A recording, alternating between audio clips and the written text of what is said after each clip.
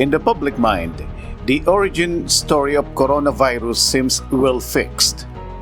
In late 2019, someone at the now world-famous Huanan Seafood Market in Wuhan was infected with a virus from an animal. The rest is part of an awful history still in the making, with COVID-19 spreading from that first cluster in the capital of China's Hubei province to a pandemic that has killed almost about 1 million so far. President Rodrigo Duterte addressed the nation on March 12, Thursday night, as the country confronts the 2019 coronavirus disease or COVID-19. He delivered the Interagency Task Force for the Management of Emerging Infectious Diseases resolution on measures to contain the spread of SARS-CoV-2, which causes the disease. On that date, the Philippines has 49 confirmed cases of COVID-19, a respiratory disease caused by the novel coronavirus that first emerged in China's city of Wuhan in Hubei province in the late 2019.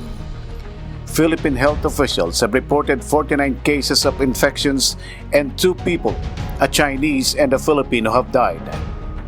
On March 16, 2020, President Rodrigo Duterte declared an enhanced community quarantine over the entire Luzon, including Metro Manila, as part of a continuous push to contain the spread of the novel coronavirus disease.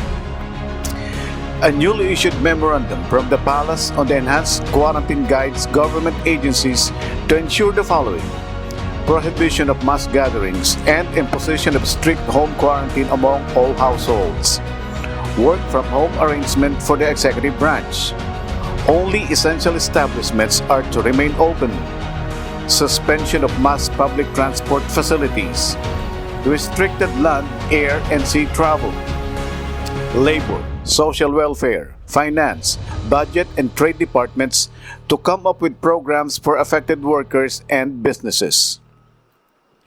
On March 13, 2020, Mayor Ernida Reynoso convened the Task Force COVID-19, Local Health Board, Expanded Local Finance Committee, Liga ng mga Barangay, DepEd, Tayabas PNP, and BFP to discuss matters and formulate plans for the prevention and control of the spread of COVID-19.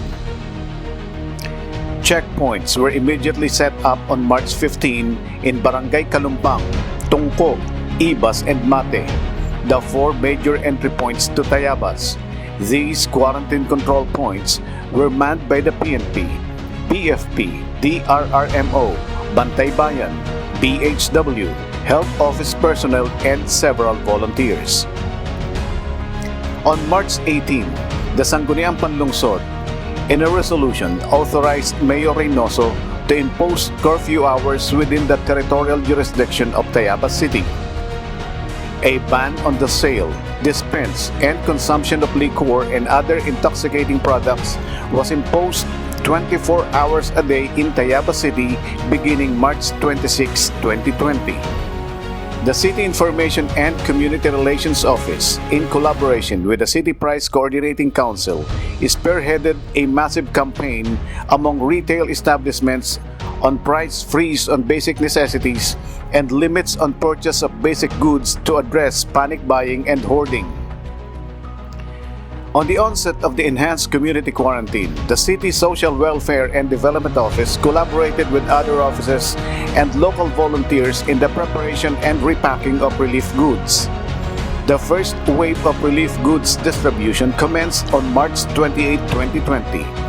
Thousands and thousands of relief goods were distributed to the more than 25,000 households during the pandemic. The CSWDO personnel spent days and nights processing SAP applications and eventually cash payouts to the qualified beneficiaries that started on April 22, 2020. The General Services Office, among the many tasks and functions during the pandemic, regularly conducted disinfecting and misting activities. Meanwhile, the public market operations innovated Palengke Jeep to address issues in accessing basic commodities during the pandemic when the households are under home quarantine. The jeeps first rolled down the road on April 1, 2020. During the pandemic, great minds and dedicated servants come up with unique innovations. The City Health personnel on March 27 launched e-Consulta Mo project, an online consultation platform that addressed consultation issues of those under home quarantine, as well as to prevent possible spread and transmission of coronavirus disease. This project was among those recognized by the DILG as best LGU practices. Inspired by the success of e-Consulta Mo online consultation platform, the City Health Office launched yet another milestone project called Butrika, an online prescription and medicine purchase platform where clients may secure prescription, place order for medicines, and deliver at-home services. This also earned the commendation from the DILG and formed part of the best practices media caravan of the agency. On April 18, 2020, the Office of the City Mayor, in collaboration with the Office of the City Administrator and the City Information and Community Relations Office, launched the Sagip Relief Text Marathon, an SMS platform dedicated exclusively to receive messages from residents who have never received any form of relief or has only received 1 or 2 relief packs from the LGU. In turn, the LGU will immediately dispatch a team to deliver goods upon validation of the claim. To address the concerns of those under home quarantine during regular days and that were deprived of the opportunity to transact in banks and other financial institutions, a one-time pass was devised. This pass is exclusive only to those who can present proof of due transactions to financial institutions. With the mounting concerns about violations on health protocols and laws governing the pandemic, a text hotline called Sumbungan was launched on April 20, 2020. A volunteer was assigned to receive and transcribe all complaints and credible information that will guide the law enforcers in apprehending the supposed violators. A stricter measure to control the movement of unauthorized persons, the Sangguniang Panlungsod passed an ordinance imposing 24-hour curfew all over Tayabas. The measure was implemented starting April 20, 2020.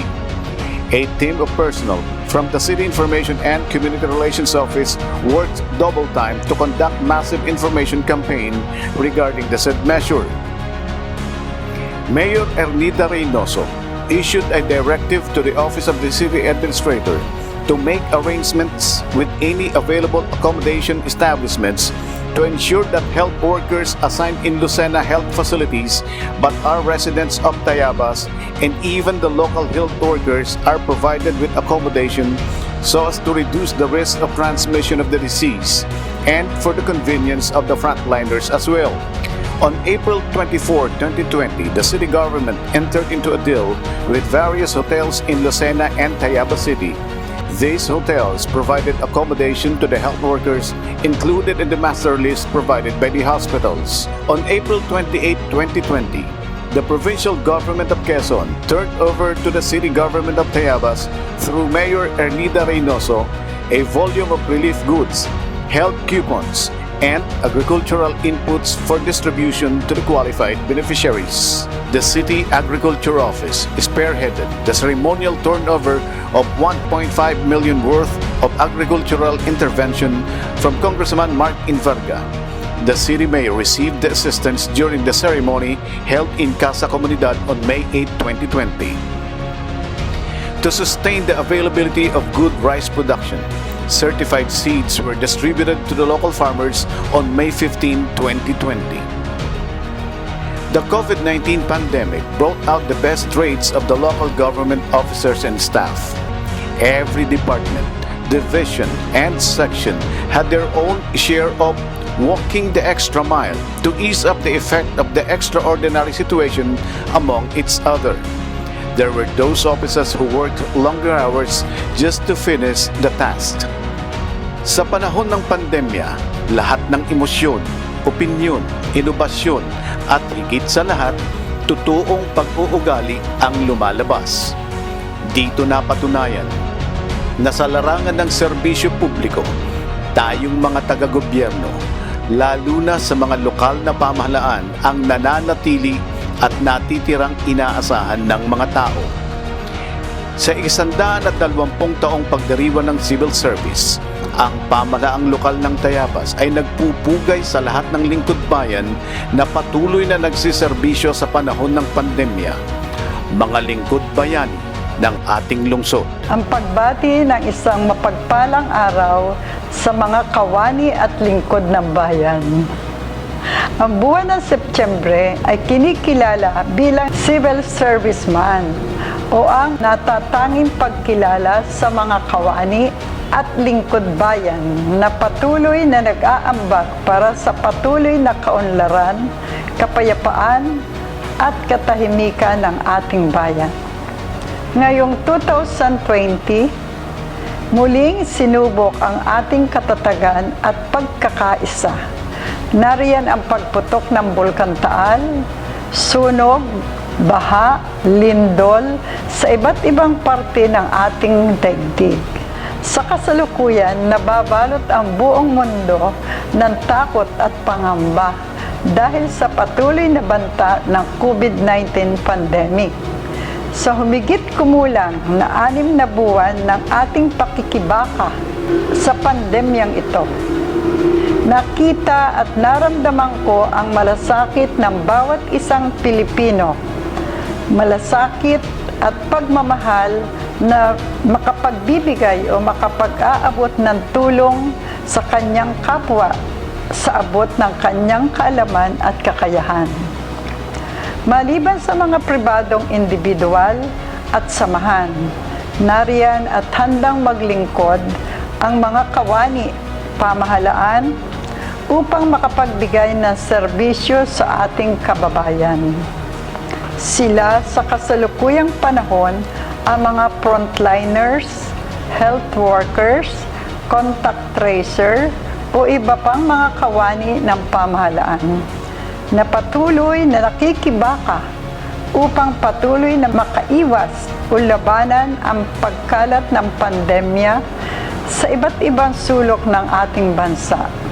Sa pagkakataong ito, muli ako nagpupugay at nagbibigay ng pagsaludo sa inyong mga sakripisyo, dedikasyon at napapanahong pagtugon sa ating sinumpaang tungkulin, lalo't higit sa mga kawani ng pamahalaan lokal at nasyonal ng lungsod ng Tayabas. Marami po sa ating mga kawani ang may direktang tungkulin, ngunit nakatutulong at kaagapay upang labanan ang COVID-19 pandemic. Ang mga manggagawang nasa larangan ng kalusugan, ang direktang ahensya na nagbibigay ng serbisyong medikal para sa mga nagkakasakit, subalit ligid po sa ating kaalaman. Maraming tanggapan at ahensya ng pamahalaan ang ating katuwang. Gayon din ang maliliit na manggagawa na nasa laylayan ng katuwang natin para sa labang ito. Maliit man o malaki ang inyong ambag, ikaw ay mahalaga. Ikaw ay dapat kilalanin.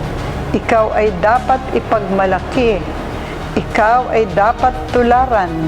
Ikaw ay kawani ng pamahalaan na may tungkulin at pananagutan.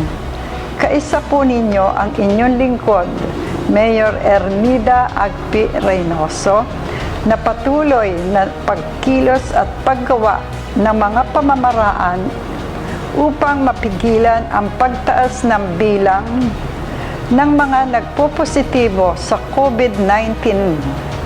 Patuloy po tayong makiisa sa kampanya at patuloy na pagsunod sa minimum health protocol upang matiyak ang kaligtasan ng bawat isa.